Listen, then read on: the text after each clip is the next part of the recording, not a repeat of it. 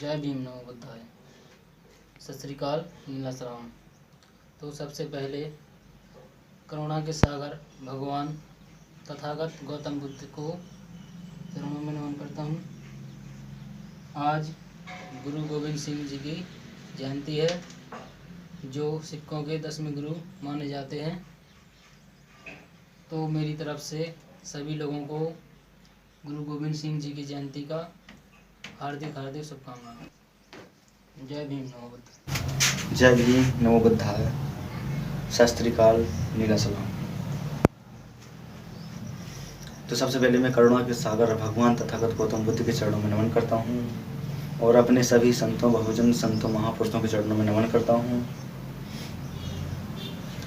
आज गुरु गोविंद सिंह जयंती है, तो मेरी तरफ से सभी लोगों को गुरु गोविंद सिंह जयंती की हार्दिक शुभकामनाएं। गुरु गोविंद सिंह का जन्म बिहार के पटना शहर में हुआ था। उनके पिता गुरु तेज बहादुर सिंह 9वें गुरु थे। उनकी मृत्यु के पश्चात गुरु गोविंद सिंह जी को 1675 में सिखों का 10वें गुरु बना दिया गया था।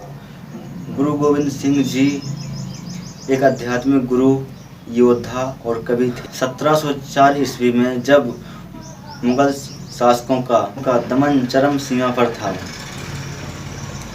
तो ऐसी परिस्थिति में गुरु गोविंद सिंह जी ने उनके अत्याचारों के विरुद्ध मोर्चा खोल दिया। तो मुगल शासकों को गुरु गोविंद सिंह जी खटकने लगे और गुरु गोविंद सिंह जी को जिंदा या मुर्दा पकड़ने की उनकी कोशिश थी, तो उनकी कोशिश नाकाम रही। लेकिन गोविंद सिंह जी वहाँ से निकल गए और एक सुरक्षित स्थान पर रुके।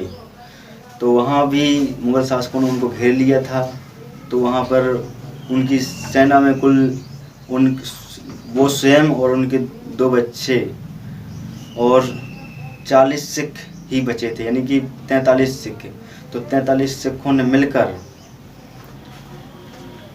सारे मुगल शासकों को धूल चटाती थी।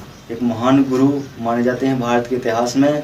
मुगल शासकों से लड़ाई लड़ने में उन्होंने एक महत्वपूर्ण भूमिका निभाई है। तो गुरु गोविंद सिंह जी को नमन करते हुए मैं अपनी बातों को ख़त्म करता हूँ।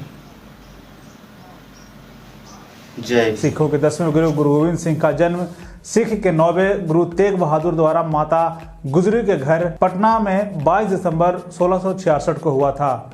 जिस समय उनका जन्म हुआ था, उस समय उनके पिता असम में धर्म उपदेश के लिए गए थे। उनके बचपन का नाम गोविंद राय था। उनके बचपन के 4 से 6 वर्ष पटना में बीता था, जिसे आज हम तख्त श्री पटना साहिब के नाम से जानते हैं। इसके बाद 1670 में उनका परिवार फिर से पंजाब चला गया।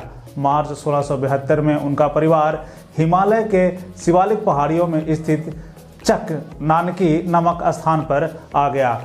यहीं पर उनकी शिक्षा प्रारंभ हुई। उन्होंने फारसी संस्कृत की शिक्षा ली थी। इसके साथ ही उन्होंने शिक्षा के दौरान वे एक योद्धा के और सैन्य कौशल में भी पारंगत हुए। चक नानकी ही आजकल आनंदपुर साहिब के नाम से जाना जाता है। पिता गुरु तेग बहादुर की मृत्यु के बाद 11 नवंबर 1975 को गुरु गोविंद सिंह गुरु बने थे। वे एक महान योद्धा, कवि, भक्त एवं आध्यात्मिक नेता थे। सन 1699 में बैसाखी के दिन उन्होंने खालसा पंथ की स्थापना की, जो सिखों के इतिहास में सबसे महत्वपूर्ण दिन माना जाता है। गुरु गोविंद सिंह ने सिखों की पवित्र ग्रंथ गुरु ग्रंथ साहिब को पूरा किया था। इसके बाद से उन्हें गुरु रूप में सुशोभित किया गया। अप्रैल 1685 में सिरमौर के राजा मत प्रकाश के नियंत्रण पर गुरु गोविंद सिंह ने अपने निवास को सिरमौर राज्य के पांटवा शहर में स्थानांतरित कर लिया। सिरमौर राज्य के गजट के अनुसार राजा भीमचंद्र के साथ मतभेद के कारण गुरु जी को आनंदपुर साहिब छोड़ने के लिए मजबूर किया गया और वे वहां से टोंक शहर चले गए। मत प्रकाश ने गुरु जी को टोका से सिरमौर की राजधानी नाहन के लिए आमंत्रित किया। नाहन से वह पांटवा के लिए रवाना हो गए। राजा मत प्रकाश के अनुसार गुरु जी ने पांटवा के बहुत कम समय में अपने अनुयायियों को मदद कर उस किले का निर्माण करवाया। गुरु गोविंद सिंह के 3 साल तक पांटवा में रहे।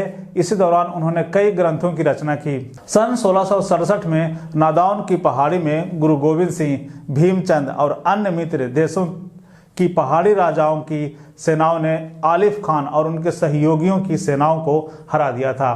भंगानी के युद्ध के कुछ दिन के बाद रानी चंपा ने गुरु जी से आनंदपुर साहिब वापस आने का अनुरोध किया, जिसे गुरु जी ने स्वीकार कर लिया। इसी के साथ गुरु जी 1688 के वे आनंदपुर वापस आ गए। गुरु गोविंद सिंह जी के नेतृत्व में सिख समुदाय इतिहास में अपना नाम रोशन कर रहा था। इसी समय यानी कि 1699 में गुरु गोविंद सिंह ने खालसा पंथ की स्थापना की। सिख समुदाय की एक सभा में उन्होंने सबके सामने पूछा कि कौन अपने सर का बलिदान देना चाहता है। उसी समय एक स्वयंसेवक इस बात के लिए राजी हो गया। गुरु गोविंद सिंह उसे तंबू में ले गए और कुछ देर बाद वापस लौटे तो एक खून से लटकी हुई तलवार उनके साथ थी। गुरु ने दोबारा उस भीड़ के लोगों से वही सवाल दोहराया। उसी प्रकार एक और व्यक्ति राजी हुआ और उसके साथ आ गया। तंबू से जब बाहर निकले तो खून से सना तलवार उनके हाथ में था। उसी प्रकार 5वां स्वयंसेवक जब उनके साथ तंबू के भीतर गया, कुछ देर बाद गुरु गोविंद सिंह सभी जीवित सेवकों के साथ वापस लौटे और उन्होंने इन्हें पंच प्यारे यानी कि खालसा का नाम दिया।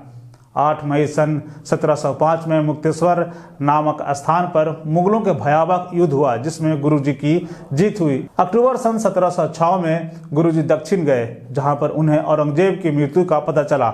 गुरु गोविंद सिंह ने 5 खालसा के बनाने के बाद उन्हें 5 ककारों का भी महत्व समझाया, जिसमें उन्होंने कहा था कि केस, कंघा, कड़ा, कृपान और कच्चेरा हमेशा साथ रखें। औरंगजेब की मृत्यु के बाद उन्होंने बहादुर शाह को बादशाह बनाने में मदद की। गुरु गोविंद सिंह और बहादुर शाह के संबंध अत्यंत मधुर थे। इस संबंध को देखते हुए सरहद का नवाब बाजिद खान घबरा गया। उसने 2 पठान को गुरु जी के पीछे लगा दिया। इन पठानों ने गुरु जी को धोखे से घातक वार किया, जिसमें 7 अक्टूबर 1708 को उनकी मृत्यु हो गई। उन्होंने गुरु ग्रंथ साहिब को अपना गुरु मानने को कहा और खुद भी उन्होंने उसके आगे मत्था टेका।